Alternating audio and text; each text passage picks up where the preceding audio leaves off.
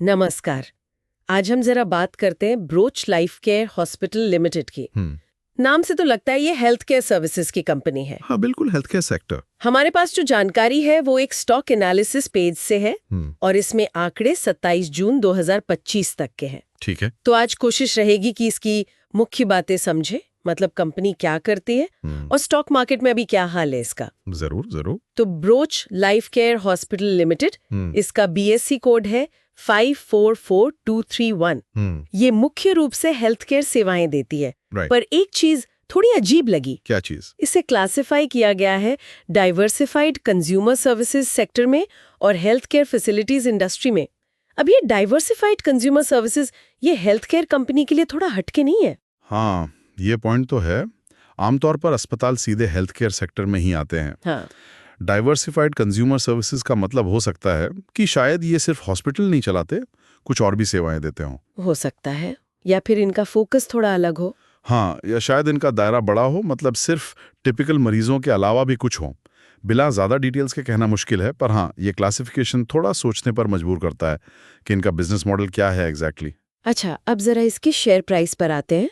जब ये रिपोर्ट बनी तब बीएसई पर भाव था 20 रुपए। 20 रुपए, ठीक है। और एक ही दिन में, मतलब एक ही दिन में 3.42 रुपीस की बढ़त, ये करीब 18.41% हुआ। अरे वाह, 18% एक दिन में, काफी ज्यादा है। हाँ, लेकिन यहीं पर कहानी में ट्विस्ट है।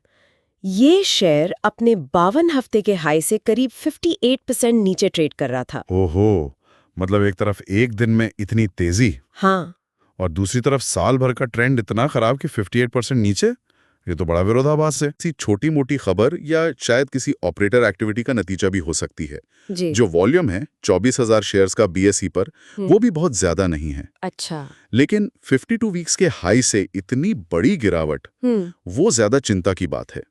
वो दिखाता है कि लंबी अवधि में शायद निवेशकों का भरोसा कम हुआ है या कंपनी के फंडामेंटल्स में कुछ दिक्कतें हो सकती हैं। तो ये एक दिन की उछाल को बहुत ज्यादा तवज्जो देना शायद ठीक ना हो, जब तक कि इसके पीछे कोई ठोस वजह ना पता चले। बड़ी पिक्चर तो गिरावट की ही दिख रही है। सही कहा। अच्छा, इसमें कुछ स्कोर भी दिए गए हैं, उन पर भी बात कर लेते हैं। जी। ड्यूरेबिलिटी स्कोर है योग्य नहीं या नॉट क्वालिफाइड। अच्छा, नॉट क्वालिफाइड। हाँ। फिर वैल्यूएशन स्कोर है 25.8 100 में से, और इसे महंगा बताया गया है। महंगा, 58% गिरने के बाद भी महंगा, बेरिश कहा गया है।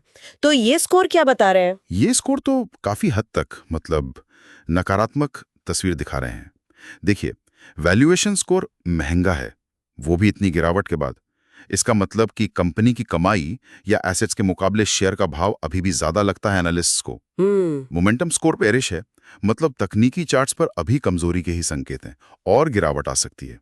और ड्यूरेबिलिटी के लिए योग्य नहीं, ये अक्सर तब होता है जब कंपनी बहुत नई हो या बहुत छोटी हो, या उसका पिछला ट्रैक रिकॉर्ड इतना ना हो कि उसकी स्थिरता को आंका जा सके। अच्छा, ये वजह हो सकती है। और एक और बात आपने नोटिस की होगी, एनालिस्ट का कोई टारगेट प्राइस नहीं दिया है। हाँ, वो भी नहीं है। इसका मतलब या तो बड़े ब्रोकरेज हाउसेज इसे कवर ही नहीं करते, या फिर इतनी अनिश्चितता है कि कोई भविष्यवाणी करना ही नहीं चाहता।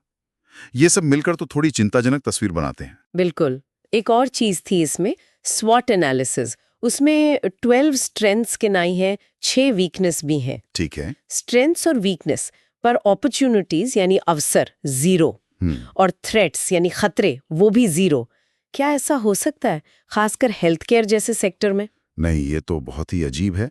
मतलब हेल्थ केयर सेक्टर तो इतना डायनामिक है, नई टेक्नोलॉजी, सरकारी नियम, कंपटीशन, इसमें अवसर और खतरे ना हो ये तो मानना मुश्किल है। हाँ, मुझे भी यही लगा। हो सकता है ये उस खास रिपोर्ट की लिमिटेशन हो, शायद उन्होंने सिर्फ कंपनी के अंदरूनी फैक्टर्स पर ही फोकस किया हो, या फिर सच में डेटा अवेलेबल ना हो। पर वजह चाहे जो भी हो, ये थोड़ा खटकता जरूर है। बिना बाहरी माहौल के एनालिसिस के तस्वीर अधूरी लगती है। सही बात है। तो अगर हम इसे समेटें, ब्रोच लाइफ केयर हॉस्पिटल एक हेल्थ केयर कंपनी है। शेयर ने एक दिन में जोरदार उछाल दिखाई, पर वो अपने पिछले हाई से बहुत नीचे है। हाँ बिल्कुल।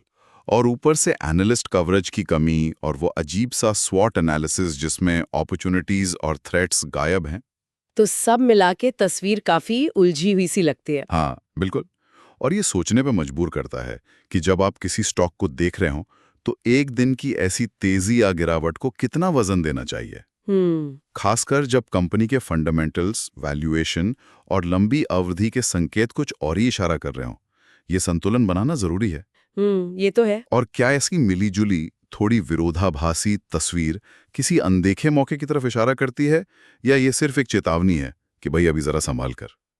ये सवाल निवेशक को खुद से पूछना होगा।